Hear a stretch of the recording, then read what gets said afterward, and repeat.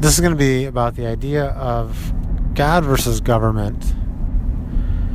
I said in an earlier note about the left-right stuff that basically God is God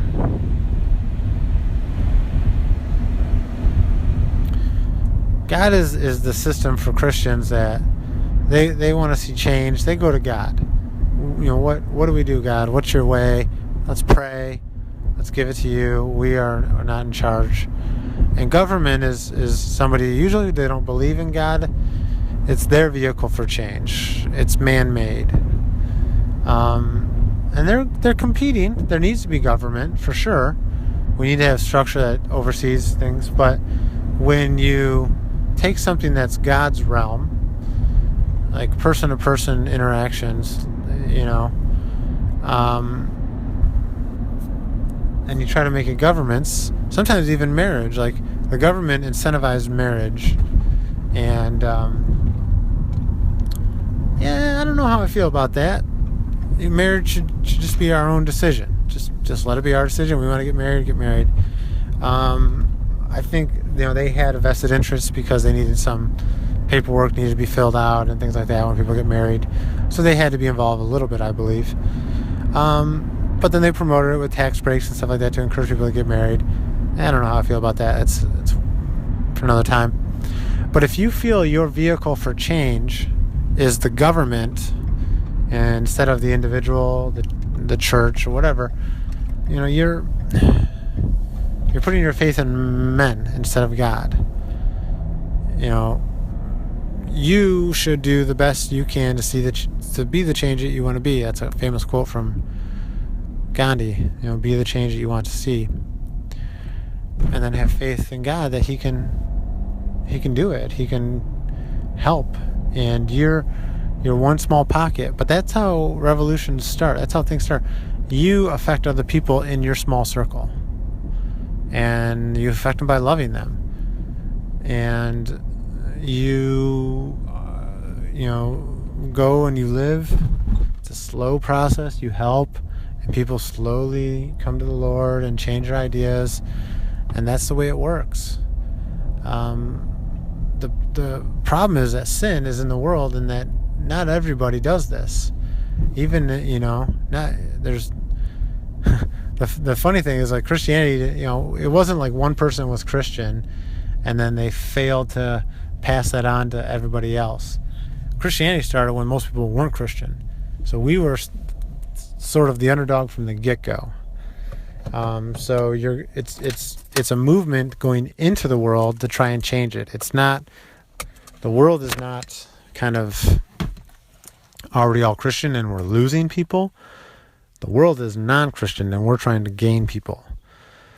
So government is the de facto way people want to change things.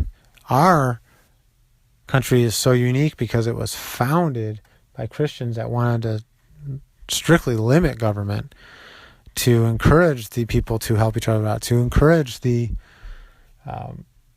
country to run on its own without the heavy hand of government involved.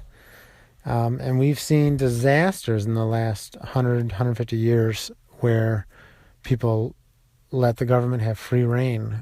Hitler in Nazi Germany, Mao in China, they had communism, and then Stalin in Russia, where they had communism, where the government controlled everything: business, trade, education, and there was very little incentive, and the government could kill you if you were out of line. They were the ultimate judge.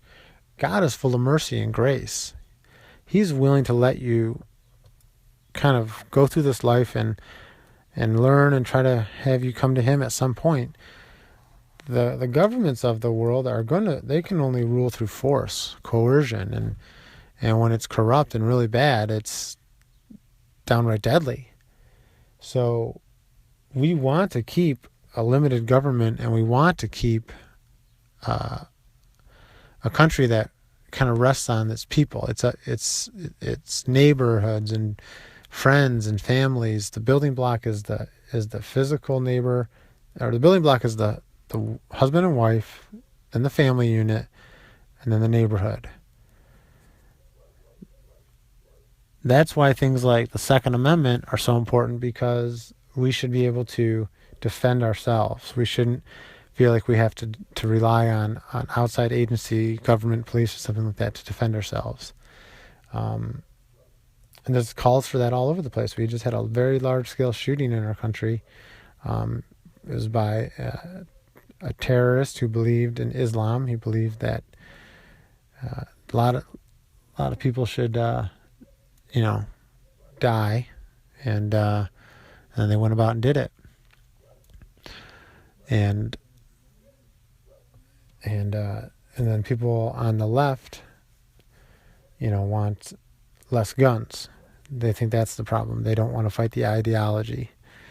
And it's hard to fight an ideology. You just need to be able to stand up for yourself, know that the ideologies exist, and be ready to defend yourself when there's trouble. You need to know that evil exists and can't be naive to that. And sometimes evil exists in the form of terrorists, and they feel it's their right and duty to kill people in the name of usually a god or a government. So I'll leave it at there today.